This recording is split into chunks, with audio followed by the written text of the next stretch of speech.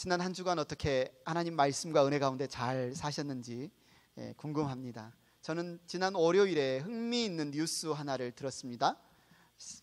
여러분들도 아마 들으셨는지 모르겠지만 올 초에 전기차 아시죠? 미래 자동차라고 부르는 전기차를 생산하는 테슬라의 CEO 사장인 일론 머스크가 또 사장으로 있는 스페이스 X라는 그런 회사가 있습니다. 이곳은 앞으로 인류가 민간인이 우주 여행을 할 수 있도록 우주 여행 사업을 하려고 계획하는 그런 회사인데요. 올 초 2월 달에 일론 머스크의 스페이스 X가 우주선을 하나 발사했습니다. 민간인 우주선인데요.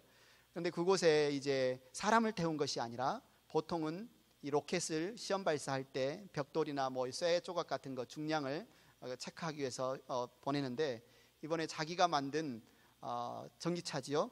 1세대 전기차인 테슬라의 로드스터에 마네킹, 스타맨이라고 이름을 붙인 마네킹에 우주복을 입혀서 태워서 발사를 했고 그것이 성공했습니다. 그렇게 날아가던 우주선이 지금 어디를 통과했느냐? 화성을 통과했다. 이 뉴스가 나왔습니다. 그래서 이제 앞으로 이 우주선을 어떻게 여행할 계획입니까? 라고 물었더니 스페이스 X 측에서 이렇게 위트에 있는 대답을 했습니다. 다음 정거장은 아마 우주 끝에 있는 식당 아닐까요? 식당이라고 이렇게 재미있게 이야기를 했는데, 사실 이 스페이스 X 우주선은 어떻게 여행할 계획이냐면 태양을 중심으로 지구가 이렇게 공전하듯이 이 우주선 역시 태양을 중심으로 이렇게 계속 공전하는 이 여행을 할 계획이라고 합니다. 그래서 이 스페이스 X가 보낸 이 스타맨 우주선이 성공적인 우주 여행이 되려면 이 태양을 중심으로 하는 이 공전 궤도를 이탈하지 않고 계속 여행하는 것이 이 스페이스 X에서 만든 이 우주선을 만든 목적이고, 이것을 발사한 목적이 되겠죠. 그것이 성공 여부가 되겠죠.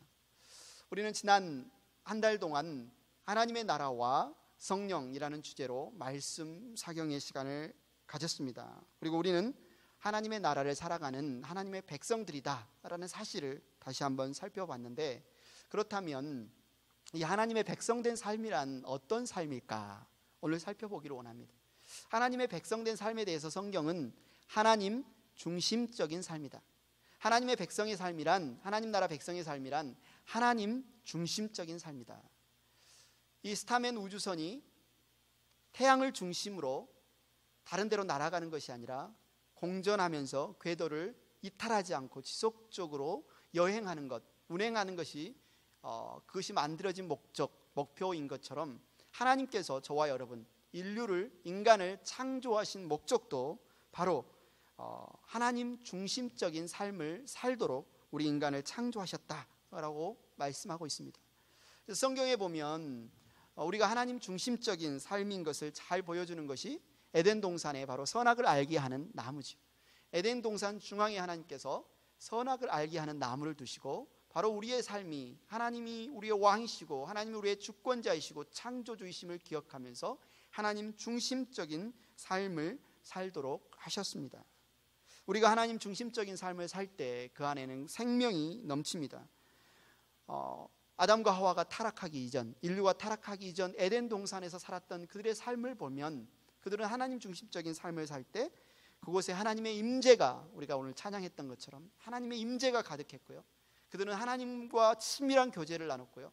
그들은 하나님과 수시로 대화할 수 있었고, 그들에게는 부족한 것이 없이 자원이 차고 넘쳤습니다. 그들에게는 하나님의 보호가 있었으며 하나님의 공급이 있었으며 하나님의 인도하심이 있었습니다. 창세기에 보면 하나님 인간을 창조하실 때 하나님의 형상으로 창조하셨다라고 여러분 하는 말씀 아마 다 알고 있을 텐데요. 여기서 하나님의 형상으로 창조되었다는 말에는 아주 중요한 의미가 담겨 있습니다. 하나님은 바로 왕이시고 하나님 바로 주권자이신데, 하나님의 형상으로 만드셨다는 말은 바로 왕의 형상으로 우리를 만들었다는 말이죠. 그래서 하나님께서 인간을 만드시고 온 피조물들을 통치하고 다스리는 왕적 대리인의 역할을 맡겨주실 정도로 바로 하나님 중심적인 삶을 살던 아담과 하와는 바로 능력과 권세가 그들 가운데 충만했던 것을 우리가 볼 수 있습니다.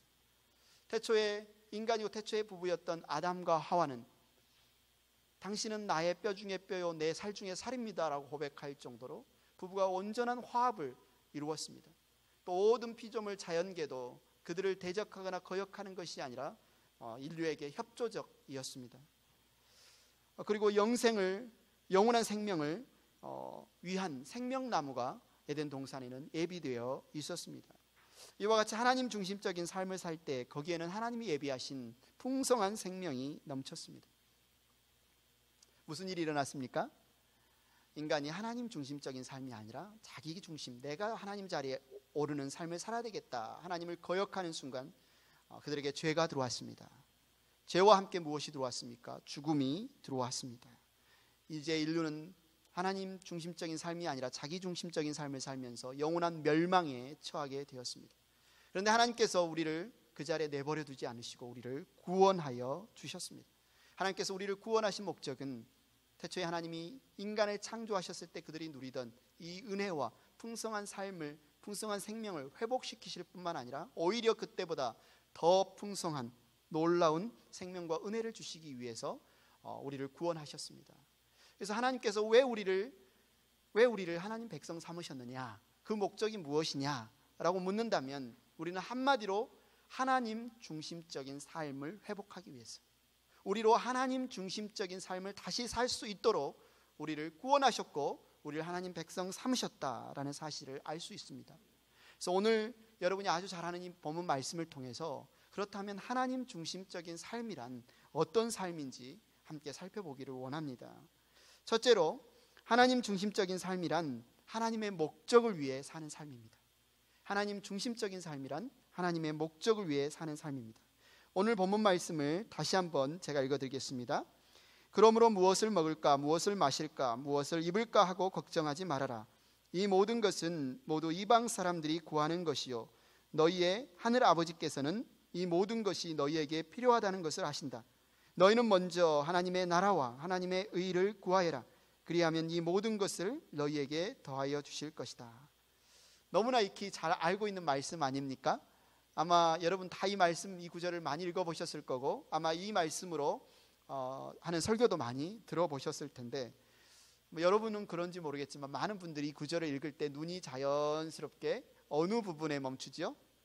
어느 구절을 읽으면 막 가슴이 뛰고 막 설레죠? 33절 후반부, 그리하면 이 모든 것을 너희에게 더하여 주실 것이다. 야, 모든 걸 다 주신대. 야, 뭘 해야지 모든 걸 다 주시지? 모든 걸 다 주시대. 이런 생각을 하게 되지 않습니까? 많은 분들이.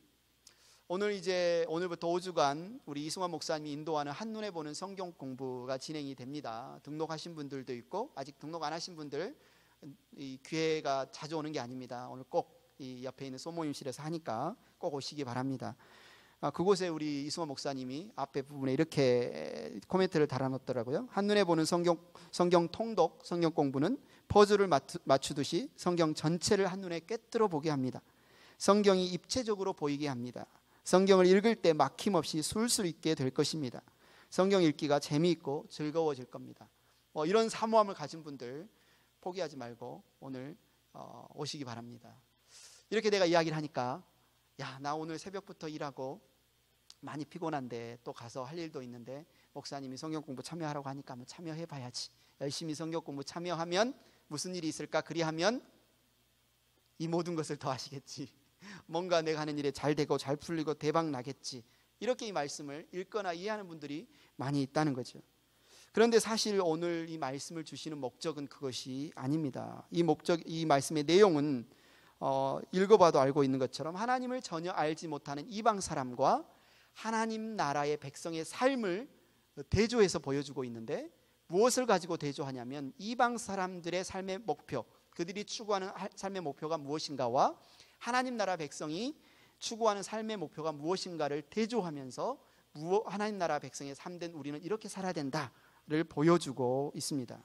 그래서 본문 32절에 말합니다. 이 모든 것은 모두 이방 사람들이 구하는 것이요. 여기서 말하는 이방 사람들은 누구일까요? 이방 사람들이 구하는 것이라고 했는데 무엇을 먹을까, 무엇을 마실까, 무엇을 입을까, 이거는 이방 사람들이 구하는 것이다 라고 했는데 그들이 누굴까요? 우리가 성경에 보면 우리가 예수님을 믿기 전에, 하나님의 나라의 백성이 되기 전에 삶을 바로 사탄의 나라에 종된 삶이라고 표현합니다. 사탄의 나라에 종된 삶. 그렇다면 사탄의 나라란 어떤 나라일까요? 성경에 사탄의 나라는 죄와 죽음이 다스리는 나라라고 말합니다. 사탄은 죄와 죽음을 통해서 그 나라에 속한 사람들을 종노릇하게 합니다.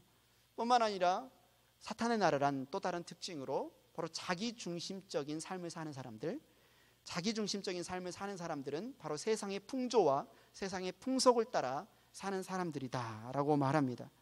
이 자기중심적인 삶이라는 것은 성경에서 타락한 육신의 본성을 따라 사는 삶, 육신의 정욕, 육신의 소욕을 따라 사는 삶을 자기중심적인 삶이다라고 말합니다. 이것이 바로 사탄의 나라의 특징이죠. 죄와 죽음이 가득 찬 나라, 자기가 주인, 하나님이 주인이 아니라 자기가 주인 되어서 자기의 만족을 위해서 이 세상의 풍조를 따라 타락한 육신의 본성을 따라 사는 나라. 어떤 분들은 사탄의 나라가 진짜 있어? 사탄이 진짜 있어? 이렇게 생각하는 그 존재 자체도 인정하지 않는 분들이 있을 수도 있지만 성경은 분명하게 말합니다. 자기 욕심을 따라서 하나님 자리에 자기가 올라서 자기가 하나님 노릇하면서 이 세상의 방법을 따라 세상의 풍조를 따라 사는 삶, 그것이 바로 사탄의 나라에 종된 삶이고 오늘 성경에서 말하는 이방 나라 사람들, 이방 사람들의 삶이라고 분명하게 말하고 있습니다. 그래서 여기에서 이방 사람들이란 유대인 위에 그냥 이방 사람들을 말하는 것이 아니라 하나님을 믿지 않은 하나님의 백성이 아닌 하나님 중심적인 삶이 아닌 자기 중심적인 삶을 살아가는 사탄의 나라에 종된 사람들의 삶을 말합니다. 그 사람들의 삶에는 어떤 결과가 있습니까? 에베소서의 말씀을 보아도 그들은 하나님의 진노 아래에 있는 사람들이다. 그들은 허물과 죄로 죽은 사람들이다. 그 결과로 그들은 영원한 멸망에 처한 사람들이다 라고 말합니다. 그런데 그 사람들, 이방 사람들, 이들의 특징이 뭐라고 말하냐면 무엇 먹을까? 무엇 마실까? 무엇을 입을까? 이것을 구하는 사람, 이것을 구한다라고 말합니다. 여기서 구한다라는 말은 그것을 찾는다, 그것을 추구한다, 그것을 얻기 위해 노력한다라는 말입니다. 다시 말해서 하나님을 알지 못하는 사탄의 나라에 속한 이방 사람들은 보다 많은 돈, 보다 큰 차, 보다 큰 집, 보다 높은 지위, 보다 안락한 삶, 보다 편안한 노후, 보다 높은 권력, 보다 많은 육신적인 쾌락을 즐기는 것, 그것을 추구하는 것을 자신들의 삶의 최우선 목표, 자신들의 모든 힘과 열정을 거기에 쏟아붓는 사람들이 바로 이방 사람들이다. 얼마나 거기에 열심을 내는지 모릅니다. 대충 그것을 추구하는 것이 아니라 아침부터 저녁 늦게까지 있는 힘을 다하여 최선을 다해서 그것을 추구하는 사람들이 바로 이방 사람들이다. 이렇게 말하면서 그렇다면 우리는 이방 사람들이 아니라 하나님의 나라를 살아가는 사람들, 하나님 나라 백성인데 그것은 하나님을 모르는 이방 사람들이나 구하는 거야. 무엇을 먹을까? 무엇을 마실까? 무엇을 입을까? 걱정하는 것은 너희는 하나님의 백성이야. 너희는 저들처럼 살면 안 돼. 너희는 하나님의 나라와 의를 위하여 살아야 돼. 이렇게 오늘 본문에서 말씀하고 있습니다. 하나님의 나라에 속한 사람과 하나님의 나라에 속한 사람의 삶은 근본적으로 다릅니다. 사랑하는 행복한 교회 성도 여러분, 우리는 하나님의 나라에 속한 하나님의 나라 백성들입니다. 그래서 우리의 삶의 목표는 무엇을 먹을까? 무엇을 입을까? 무엇을 마실까가 아니라 그의 나라와 그의 의를 구하는 하나님의 목적이 우리의 삶의 목적이 되어야 된다라고 말씀하는 것입니다. 성경 여러 곳에서 이것에 대해서 분명하게 말씀하고 있습니다. 고린도전서 6장 19절 20절을 우리가 한 목소리로 읽겠습니다. 시작. 여러분의 몸은 여러분 안에 계신 성령의 성전이라는 것을 알지 못합니까? 여러분은 성령을 하나님으로부터 받아서 모시고 있습니다. 여러분은 여러분 자신의 것이 아닙니다. 20절 읽겠습니다. 여러분은 하나님께서 값을 치르고 사들인 사람들입니다. 그러므로 여러분의 몸으로 하나님을 영화롭게 하십시오. 여기에 보면 여러분은 여러분 자신 것이 아닙니다. 우리는 우리 자신 것이 아닙니다. 우리가 우리 자신의 주인이 아닙니다. 그래서 우리 어떻게 살아야 합니까? 여러분의 몸으로 우리의 삶, 우리의 시간, 우리의 열정으로 하나님을 영화롭게 해야 합니다. 고린도후서 5장 15절에도 말합니다. 같이 읽겠습니다. 시작. 그런데 그리스도께서 모든 사람을 위하여 죽으신 것은 이제부터는 살아있는 사람들이 자기 자신들을 위하여 살아가도록 하려는 것이 아니라 자기들을 위하여서 죽으셨다가 살아나신 그분을 위하여 살아가도록 하려는 것입니다. 아멘. 아멘. 여러분들이 하나님 나라의 백성임을 알고 여러분들이 이 하나님의 영광을 위해서 이 하나님 나라의 목적을 위해 살고 있다면 아주 참 잘하고 계시고 여러분들을 더 격려하고 더 축복하기를 원합니다. 그런데 여기에는 놀라운 은혜가 함께 하는데, 우리가 하나님 나라의 목적을 위해 살 때, 하나님의 목적을 위해 살 때 거기에 하나님의 자원이 함께 하십니다. 하나님의 능력이, 하나님의 공급하심이 거기에 함께 하신다는 사실입니다. 요한복음 5장 30절에 예수님이 이렇게 말씀하십니다. 나는 아무것도 내 마음대로 할 수 없다. 나는 아버지께서 하라고 하시는 대로 심판한다. 내 심판은 올바르다. 그것은 내가 내 뜻대로 하려 하지 않고 나를 보내신 분의 뜻대로 하려 하기 때문이다. 많은 사람들이 예수님의 삶, 예수님이 하나님의 뜻을 알고 행하는 것에 대해서 보통 이렇게 생각합니다. 하나님은 예수님의 아버지시고 예수님은 하나님의 아들이시니까 당연히 그분에게, 예수님께 하나님의 뜻을 그냥 알려주시겠지, 수시로 알려주시겠지. 그래서 그 뜻을 알고 예수님이 행하고 예수님이 판단하고 예수님이 심판하시는 거 아니야? 그런데 예수님이 정작 오늘 말씀에서 하시는 말씀은 그게 아니야, 그게 아니야 라고 말씀하시는 거죠. 내가 내 뜻대로 하려 하지 않고, 나는 내 뜻대로 하려 하지 않고 나를 보내시는 분의 뜻대로 하려 하기 때문이야. 예수님이 하나님의 뜻대로 심판하고 하나님의 뜻대로 행하시는 이유는 본인이 하나님의 뜻을 위해서, 나의 목적을 위해서가 아니라 하나님의 목적을 위해서 살기 때문이라고 말합니다. 예수님은 자신의 목적을 위해 살지 않으셨고 자신을 이 땅에 보내신 하나님의 목적을 위해서 살 때 하나님이 그분의 뜻을 예수님께 알리셨고 그 뜻을 행할 수 있는 능력과 자원을, 힘을 주셨다고 말씀하시는 겁니다. 행복한 교회 성도 여러분, 우리가 하나님의 목적을 위해 살 때 하나님께서 우리의 삶에 그분의 능력과 그분의 자원을 공급해 주십니다. 여러분은 하나님의 목적을 위해 살고 있습니까? 먼저 그의 나라와 그의 일을 구하고 있습니까? 그것을 알기 위해서 우리 자신이 여러분의 하나님의 공급하심, 하나님의 자원이 여러분의 삶 가운데 함께 하지 못한다면 먼저 그 부분 한번 살펴보시기 바랍니다. 과연 나는 하나님의 뜻을 위해 살고 있는가? 멀게 아니라 지난 한 주간 2018년 이 한 해 동안 나는 하나님 중심적인 삶을 살았나? 아니면 내가 주인된 삶을 살았나? 하나님의 목적을 위해 살았나? 아니면 나의 목적을 위해 살았나? 오늘 본문에서 말합니다. 무엇을 먹을까? 무엇을 마실까? 무엇을 입을까? 하고 걱정하지 말아라. 이방 사람들은 세상의 것들을 추구한다. 너희는 하나님 나라의 백성으로서 그렇게 살면 안 된다. 너희는 하나님 나라와 의를 추구하는 삶을 살아야 한다. 그리하면 하늘에 계신 너희 아버지께서 너희의 필요를 채우실 것이다. 그 말입니다. 하나님의 능력으로 채우실 것입니다. 그래서 하나님 나라의 백성은 하나님의 목적을 알고 하나님의 목적을 위하여 살아야 합니다. 하나님의 뜻을 위해 살아야 합니다. 그러면 어떤 분들이 이런 질문을 할 수 있습니다. 아니, 우리의 인생이, 우리의 삶의 목표가 하나님 나라의 목적을 위해 사는 거라면, 하나님의 뜻을 위해 사는 거라면 나는 어디에 있는 겁니까? 내 뜻은 뭐가 됩니까? 내 생각은 뭐가 됩니까? 그런데 성경 이사야서 55장 6절에서 9절에 보면 여러분들이 그런 고민을 하는 분이 있다면 이 말씀을 한번 주목해 보시기 바랍니다. 이사야서 55장 6절부터 9절을 같이 읽겠습니다. 시작. 너희는 만날 수 있을 때에 주님을 찾아라. 너희는 가까이 계실 때에 주님을 불러라. 악한 자는 그 길을 버리고 불의한 자는 그 생각을 버리고 주님께 돌아오너라. 주님께서 그에게 긍휼을 베푸실 것이다. 우리의 하나님께로 돌아오너라. 주님께서 너그럽게 용서하여 주실 것이다. 나의 생각은 너희의 생각과 다르며 너희의 길은 나의 길과 다르다. 주님께서 하신 말씀이다. 하늘이 땅보다 높듯이 나의 길은 너희의 길보다 높으며 나의 생각은 너희의 생각보다 높다. 아멘. 하나님은 하나님이 우리를 갖고 계신, 하나님 우리를 향해서 갖고 계신 그분의 뜻이, 그분의 생각이, 그분의 길이 우리가 우리 자신을 위해 갖고 있는 우리의 생각, 우리가 계획한 길, 우리의 뜻보다 훨씬 더 높다. 하늘이 땅보다 높음같이 높다. 여기서 높다는 말은 무슨 말입니까? 더 옳다, 더 선하다, 더 분명하고 더 완전하다라고 말씀하고 있습니다. 여러분, 이 사실을 잊지 마시기 바랍니다. 하나님은 우리를 사랑하신 분입니다. 하나님 우리를 사랑하시되 외아들을 아끼지 아니하시고 우리에게 내어주실 만큼 우리를 사랑하신 분입니다.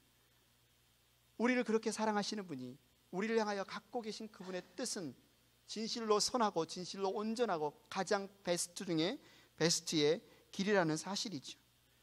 주님의 뜻이 우리에게는 최선입니다. 뿐만 아니라 하나님은 영원 전부터 영원 끝까지 모든 것을 아시는 전지하신 분이십니다.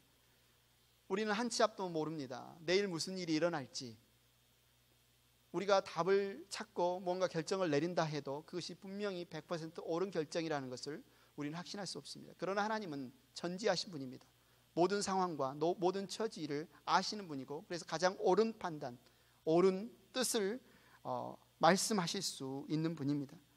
예를 들어서 오늘 우리가 살아가고 있는 미국 경기가 어떻습니까? 여러분, 비즈니스를 하면서 어디 경기가 좀 좋아지셨습니까? 아니면 경기가 좀 어렵습니까? 전체적인 뉴스에서는 미국 경기가 호황이다라고 말합니다. 경제 성장률이 예년에 비해서 훨씬 높아지고 있고 참 좋다라고 말하지요. 여러분들이 피부로 느낄 수 있는지 없는지는 모르겠습니다만은, 그런데 사실 어떤 분들은 많이 걱정하기도 합니다. 지금 미국이 많은 나라들과 무역 전쟁을 벌이고 있습니다. 특히 큰 중국과도 무역 전쟁을 벌이고 있기 때문에 언제 이것이 부메랑이 되어서 다시 되돌아와서 미국 경기에 어려움을 미칠지 알지 못합니다. 미국 연준에서 금리를 인상하겠다, 이런 계획들도 발표하고 있습니다. 이런 상황에서 우리가 비즈니스를 하고 있고, 때로는 주택을 구입하고, 때로는 우리의 삶을 살아가고 있는데, 우리가 하루하루 어떤 것을 결정하고 비즈니스나 일들을 결정할 때 어떻게 올바른 결정을 내릴 수 있을까요? 경제 자문가, 경제 상황을 아주 잘 아는 경제 자문가, 전문가에게 자문을 구한다고 하더라도 그들이 주는 대답은 어쩌면 부분적인, 단편적인 대답을 줄 수밖에 없습니다. 인간의 지혜가 우리의 미래, 우리의 앞날을 온전히 올바른 대답을 줄 수 없습니다. 인간의 지혜가 그렇게 뛰어났다면 세계 위기, 경기의 어려움, 위기도 없었을 것이고, 실패하거나 망하는 사람들도 없었을 것입니다. 과거에도 그렇고 현재에도 그렇습니다. 그렇다면 우리가 어떻게 살아가야 되겠습니까? 우리가 먹고 사는 것, 우리가 비즈니스 하는 것, 우리 자녀, 우리 가정, 주택 구입, 진행, 이 모든 것들을 어떻게 해야 되겠습니까? 답은 간단합니다. 하나님이 아십니다. 하나님이 아십니다. 하나님 모든 것을 아시는 분입니다. 하나님께 물어야 하고 하나님께 들어야 합니다. 하나님의 인도하심을 받는 것, 그것이 우리에게 가장 안전한 길입니다. 이렇게 말하면 어떤 분들은 그거는 성경에서나 하는 말이지, 그것은 구약 신약 시대에나 하는 말이지, 21세기를 살아가는 오늘날에도 그게 효력이 있습니까? 그게 대답이 됩니까? 대안이 됩니까? 그게 비현실적인 것 아닌가요? 아닙니다. 하나님은 여전히 살아계십니다. 하나님은 여전히 인류 역사를 주관하고 계십니다. 그분의 뜻대로, 그분의 방법대로 하나님은 통치하고 계시기 때문에 하나님의 인도하심을 받고 하나님의 뜻을 묻고 그것에 따라가는 삶이 가장 안전한 길이고, 그래서 하나님은 우리에게, 하나님의 백성된 우리에게, 너희는 세상을 따라 세상 사람들이 살아가는 대로, 그들이 옳다고 생각하는 대로 그 목표를 위해 살지 말고 하나님의 나라와 의를 위하여 하나님의 인도하심을 따라 살라고 말씀하십니다. 그런데 왜 많은 사람들이 이 하나님의 뜻보다, 이 선하고 옳은 하나님의 뜻보다 자기의 판단과 자기의 뜻을 더 신뢰할까요? 왜 그럴까요? 첫째는 하나님이 나를 사랑하신다는 것을 온전히 믿지 못했기 때문입니다. 하나님이 나를 온전히 사랑하시되 외아들을 내어주시기까지 온전히 사랑하시는 분이라면, 가장 좋은 것으로 주시는 분이시라면, 그분이 내 삶을 그렇게 선하게 인도하시는 것을 확신한다면 우리는 우리의 뜻보다 우리를 향한 하나님의 계획을 당연히 신뢰할 것입니다. 하나님은 모든 상황과 모든 처지를 아시는 분이셔서 그분이 우리에게 주시는 그 뜻이 가장 옳은 것을 우리가 믿는다면 당연히 우리는 그분의 뜻을 신뢰할 겁니다.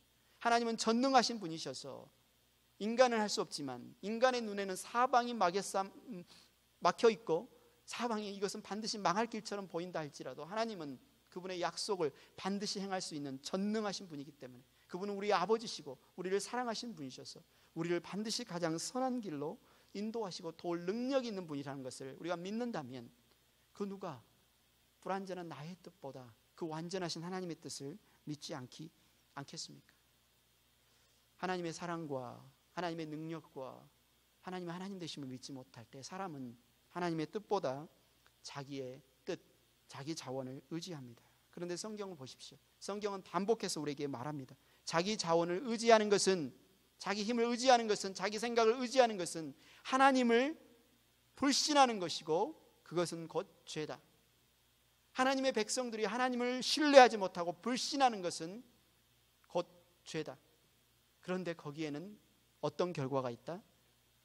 밑 빠진 독에 물 붓는 것처럼 그런 삶에는 아무런 열매가 없고 아무런 효력이 없다. 그래서 저와 여러분이 하나님 나라를 살아가는 하나님의 백성이라면, 그래서 우리의 삶이 풍성한 삶이 되고 열매 맺는 삶이 되기 위해서 첫째로 우리는 하나님의 목적을 위해서 살아야 합니다. 하나님 중심적인 삶이란 하나님의 목적을 위해서 사는 삶입니다. 둘째로 하나님 중심적인 삶이란 하나님의 자원으로 사는 삶입니다. 우리는 하나님의 백성으로서 하나님의 자원으로 살아야 합니다. 그리고 이 삶을 반드시 배워야 합니다. 오늘 본문 31절, 33절을 우리가 다시 같이 읽겠습니다. 시작. 그러므로 무엇을 먹을까, 무엇을 마실까, 무엇을 입을까 하고 걱정하지 말아라. 이 모든 것은 모두 이방 사람들이 구하는 것이요 너희의 하늘 아버지께서는 이 모든 것이 너희에게 필요하다는 것을 아신다. 너희는 먼저 하나님의 나라와 하나님의 의를 구하여라. 그리하면 이 모든 것을 너희에게 더하여 주실 것이다. 여기서 말하는 먹는 것, 식이죠. 식. 그 다음에 마시는 것, 의식. 그 다음에 입는 것, 의죠. 의식주. 여기에서 많은 이방 사람들은 먹고 마시고 입는 의식주가 세상의 물질에 있고 없음, 풍요로움 아니면 풍요하지 않음에 달려 있다고 그들은 믿습니다. 그래서 이방 사람들은, 하나님을 믿지 않는 사람들은 그래서 무엇을 먹을까, 무엇을 입을까, 무엇을 마실까를 구하고 의지하는 사람들입니다.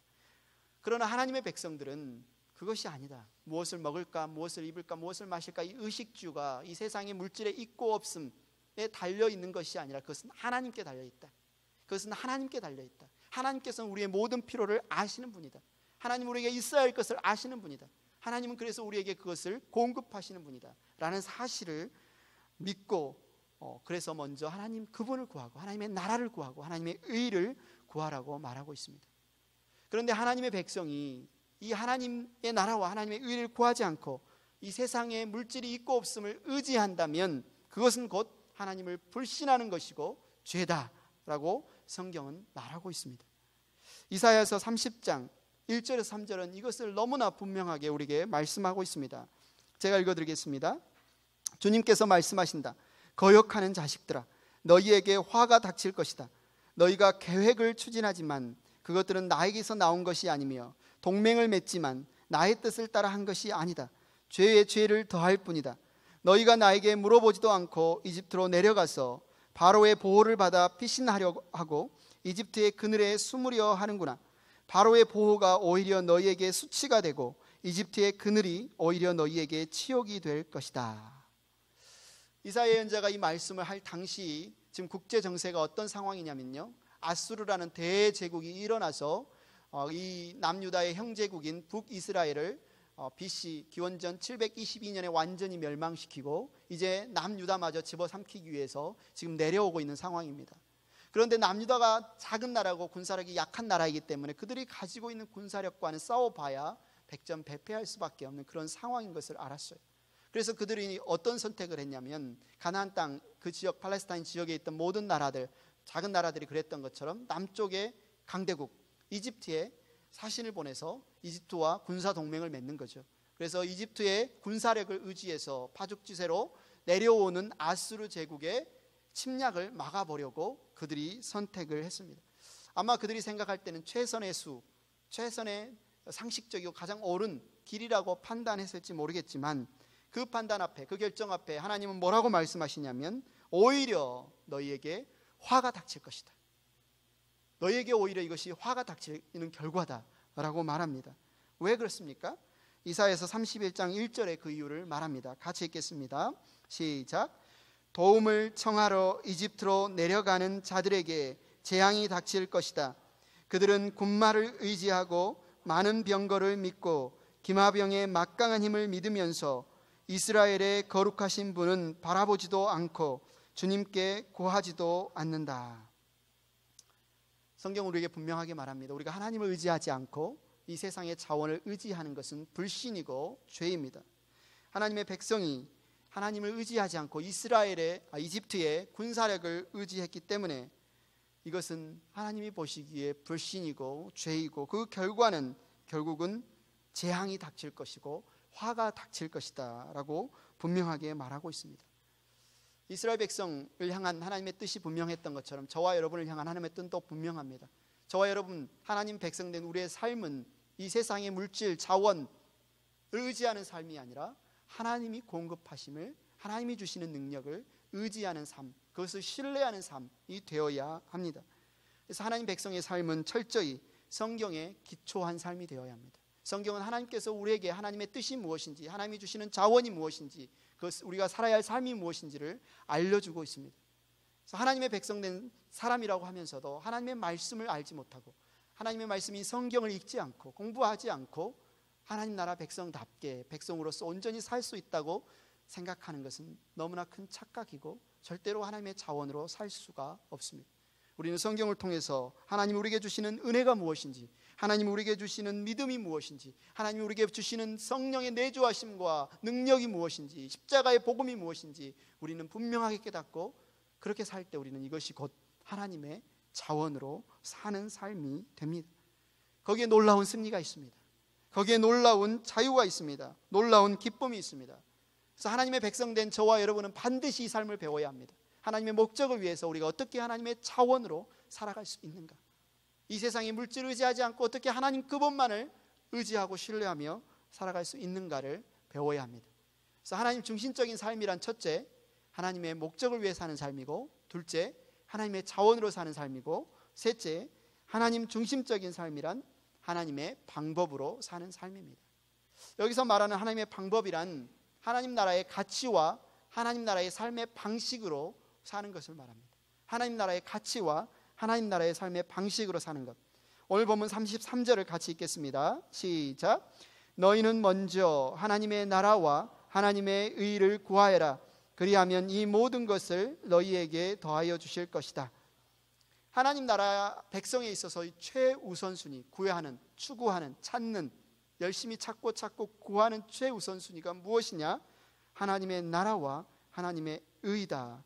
하나님의 나라와 하나님의 의가 우리의 삶의 최고의 가치 있고 우리의 삶의 방식인 것을 믿고 그것을 구하며 살아가는 사람들이다 라고 말합니다. 반대로 하나님을 믿지 않는 사람들은 이 세상의 가치, 이 세상의 생활 방식이 인생의 행복을 주고 인생의 성공을 주고 자신이 즐거운 삶을 살 수 있다고 믿기 때문에 이 세상의 가치와 이 세상의 생활 방식대로 살아갑니다. 그런데 성경은 뭐라고 말하냐면 이 세상의 가치와 세상의 생활 방식을 따라 사는 것은 영적인 간음이요 우상 숭배다라고 말합니다. 영적인 간음이요 우상 숭배다. 이 부분을 야고보서 4장 4절은 이렇게 분명하게 말씀하고 있습니다. 한 목소리 읽겠습니다. 시작. 간음하는 사람들이여 세상과 버탐이 하나님과 등지는 일임을 알지 못합니까? 누구든지 세상의 친구가 되려고 하는 사람은 하나님의 원수가 되는 것입니다. 여기서 간음하는 사람들이여 라고 말하면 보통 생각에 간음하는 사람은 배우자 몰래 바람 피우고 불륜을 저지르는 사람인가? 라고 생각하는데 여기에서 야고보서에서 말하는 간음하는 사람들은 바로 그 사람들을 가리키는 것이 아닙니다. 성경은 하나님을 믿는, 예수님을 믿는 성도들을 그리스도의 신부다, 예수님은 우리의 신랑이다 라고 말하는데 그리스도의 신부된 자가 하나님을 사랑하는 것보다 세상을 사랑하면 성경은 이것을 곧 간음이다, 간음하는 자다라고 말씀하는 거죠. 그래서 세상 사랑은 곧 간음이다, 영적인 간음이다. 세상과 벗되는 것, 세상의 친구가 되는 것은 다른 말로 그냥 적당히 어느 정도 할 수 있는 것이 아니라 반대로 하나님께 등을 돌리는 것이고 하나님과 원수가 되는 것이다 라고 분명하게 말하고 있습니다. 세상 사랑은 영적인 간음입니다. 세상 사랑은 우상 숭배입니다. 세상 사랑은 하나님과 원수가 되는 것입니다. 이렇게 무서운 것이죠. 그런데 일반적으로 어떤 배우자 몰래 불륜을 저지르는 사람, 바람 피우는 사람이 자기 배우자한테 미안하니까 집에 들어갈 때마다 선물을 사가고 막 명품백을 선물하고 꽃다발을 선물하고 맛있는 음식을 막 만들어서 대접하고 한다 할지라도 상대방이 그 사실을 알고 있다면, 자신을 배신하고 배반하고 등을 돌리고 바람 피우는 것을 알고 있다면 그냥 겉으로 드러나는 꽃다발이나 선물이나 이런 호의가 감사할까요? 기쁠까요? 좋을까요? 전혀 아니겠죠. 그런데 마찬가지로 세상 사랑이 영적인 간음이고 하나님의 원수가 되는 것이기 때문에 우리가 하나님을 사랑하는 것보다 세상을 더 사랑한다면 이것은 하나님께 등을 돌리고 간음을 하는 것인데, 하나님이 그렇게 하면서도 우리가 하나님께 예배를 드린다고, 우리가 헌금을 드린다고, 종교의식을 행한다고 그것으로 하나님이 기뻐하시고 만족하시느냐? 그게 아니라는 말입니다. 그래서 요한일서 2장 15절 17절은 이 사실에 대해서 너무나 분명하게 우리에게 말씀해 주고 있습니다. 여러분은 세상이나 세상에 있는 것들을 사랑하지 마십시오. 누가 세상을 사랑하면 그 사람 속에는 하늘 아버지에 대한 사랑이 없습니다. 세상에 있는 모든 것, 곧 육체의 욕망과 눈의 욕망과 세상 살림에 대한 자랑은 모두 하늘 아버지에게서 온 것이 아니라 세상에서 온 것이기 때문입니다. 이 세상도 사라지고 이 세상의 욕망도 사라지지만 하나님의 뜻을 행하는 사람은 영원히 남습니다. 성경은 우리에게 분명히 세상을 사랑하지 말라, 세상을 사랑하지 말라, 이것은 영적인 간음이요 하나님의 원수되는 것이다 라고 말씀하시는데, 그렇다면 도대체 뭐가 세상 사랑입니까? 세상 사랑이란 어떻게 하는 것이 세상 사랑하는 겁니까? 예를 들어서 내가 커피를 너무 좋아하는데 커피 맛을 알고 분별하고 그래서 맛있는 커피 맛집을 찾아가서 한 번씩 커피를 즐기면 그것이 세상 사랑입니까? 아니면 경치 좋은 곳, 장소 좋은 곳, 우리 가족과 함께 나들이 가서 피크닉을 즐기면 그게 세상 사랑입니까? 아니면 요즘 신작 영화가 나오는데 친구랑 같이 재밌는 영화 구경 관람하면 그게 세상 사랑입니까? 아니지요. 그 말을 하는 것이 아닙니다. 그렇다면 이 세상 사랑이 뭘까요?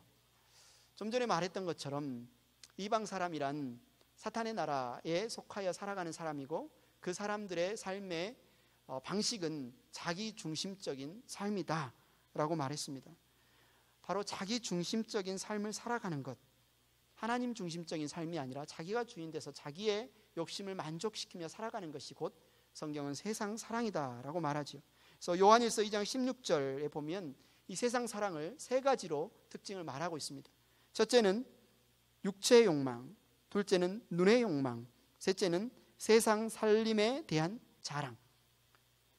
그래서 개역개정 성경에서는 이것을 이생의 자랑이라고 했습니다. 육신의 정욕과 안목의 정욕과 이생의 자랑.